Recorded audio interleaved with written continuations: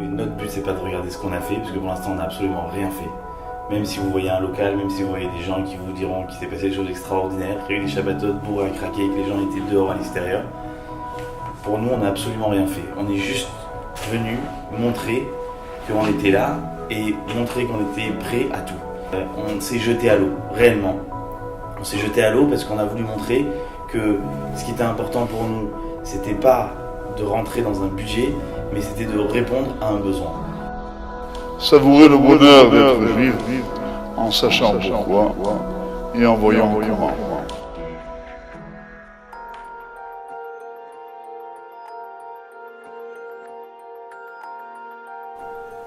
J'ai une histoire à vous raconter. Prêt ? Celle des débuts d'Aleph Tel Aviv. C'est l'histoire d'un groupe de gars, mené par Yitzhak Sitruk, qui ont des ambitions dévorantes et rarement les pieds sur terre. Leur désir, c'est d'avoir un impact. Leur projet, c'est d'apporter un cadre et une direction dans la lignée de ce qu'ils ont connu aux gens intéressés qui habitent Tel Aviv et ses environs. Au départ, c'était l'aventure. Un peu comme une poignée d'explorateurs qui découvrent une terre inconnue. Beaucoup de souvenirs, de tentatives, de surprises. On avance à tâtons, on débroussaille. Puis très vite, après avoir navigué à vue au départ, ils prennent la barre, prennent leurs aises et ont plus de maîtrise. L'occasion pour eux de voir rapidement les besoins et les enjeux sur place. Et ils sont énormes. Mais ils aiment les défis, alors ils retroussent leurs manches et se mettent à bosser. Mettent en place un tas de choses pour être là, déjà, pour manifester leur présence, leur action, et que les gens, petits et grands, mariés, en famille ou célibataires, sachent qu'ils sont bienvenus à cette adresse, peu importe leur vécu, peu importe leur bagage, ou encore le dernier port duquel ils nous viennent.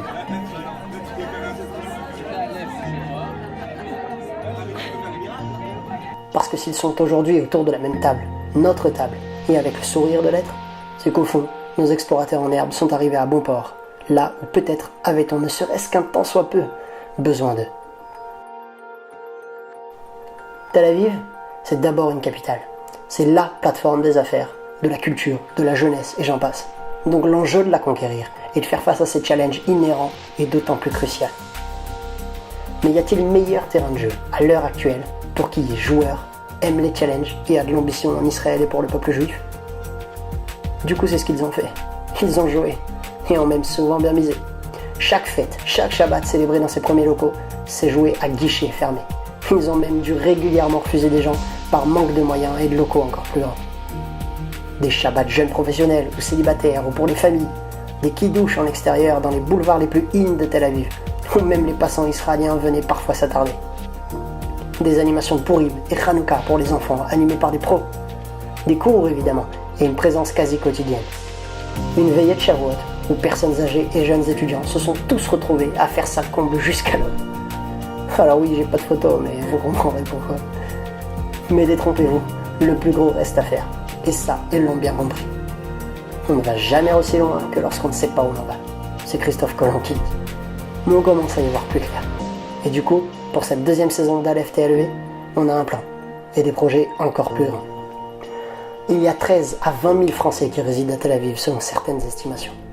Mais combien dans les synagogues? Combien dans les cours de Torah? Combien d'enfants dans les Talmud Torah? Ou de jeunes à une table de Shabbat? C'est les questions qui habitent Aleph TLV ces derniers temps et qui le poussent aujourd'hui à changer d'adresse, à aller encore plus au cœur de l'événement, au cœur de la ville, boulevard Rothschild. Peut-être l'artère la plus populaire aujourd'hui sur place, proche de tout, extrêmement centrale, stratégique, et désormais Aleph TLV à pignon sur rue. Au sein d'une école et d'une synagogue avec sa structure à notre disposition, des salles de classe, de sport et un cadre extérieur, ça présente énormément de potentiel.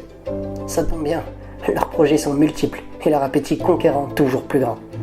Désormais, l'objectif c'est de répondre au plus grand nombre de problématiques touchant absolument tous les âges et les étapes de la vie. Un Talmud Torah et Tsaharon, rendez-vous de l'après-midi pour les enfants en partenariat avec l'ISEJ, avec qui les premiers travaux ont déjà été effectués. Des Shabbatot de plus en plus complets avec notamment des Seudah Shlishit en extérieur. Des soirées à thème et des conférences avec des intervenants de France également. Une cellule psychologique et de coaching professionnel comptant dans ses rangs David Lefrançois pour assister tous ceux qui pourraient en ressentir le besoin. Des soirées de rencontres pour la jeunesse en ciblant les intérêts communs précis des participants souhaitant se marier et fonder une famille. Un petit aussi Kollel pour assurer une présence d'études permanente pour qui voudrait étudier en parallèle à son travail et qui pourra y trouver de la qualité pour répondre à ses besoins. Et enfin, bientôt, l'inauguration d'une cafétéria sur place dans les jardins de Rothschild, permettant à toutes et à tous de faire d'Aleph TLV un espace de vie où il fait bon s'y retrouver et se ressourcer dans tous les sens du terme. Voilà pour tous les projets d'Aleph TLV, en espérant vous y voir vite les partager avec nous, de près comme de loin. La vérité, c'est qu'on fait tous un peu partie du même bateau. Et nous autres Français se rapprochant de près ou de loin d'Israël, encore plus. Et que si le bateau prend un coup, c'est tout son équipage qui tangue. Ça, on est tous en train de le comprendre. Mais avec des projets comme cela, on a un outil de plus pour naviguer enfin vers la bonne direction. Et qu'ils sachent que si un jour on cherchait des juifs pour s'asseoir sur les chaises, aujourd'hui on cherche des chaises, on a trouvé les juifs. Oui. Un petit truc, Hachem vous protège. J'ai entendu qu'on fait un petit gala pour le petit Beth Midrash qui sera un jour très grand. Là, on se trouve chez Baal Shem Tov, en Ukraine. On était chez Rab Nachman Breslev, Noam Elimelech. On était chez le Hosem Lublin. On va aller ce soir à Babit Shovrebe. Il y a beaucoup de tzadikim. Que leur zéchut soit avec vous tous, avec tous ceux qui participent à financer, à aider le Beth Midrash.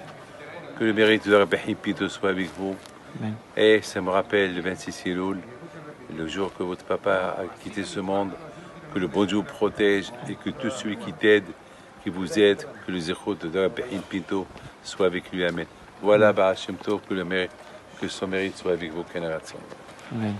Amen.